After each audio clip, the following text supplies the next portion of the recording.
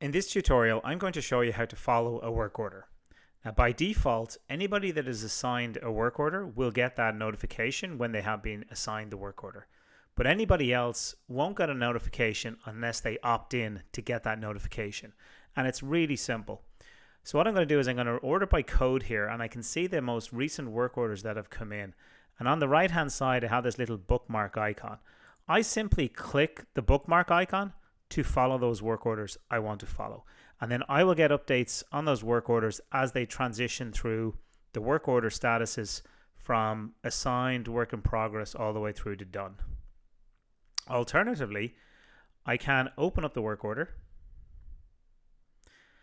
And when I'm reviewing the work order, I can also hit the little bookmark icon here on the right hand side. And again, I will be following that work order through those various different work order transitions. And that's it.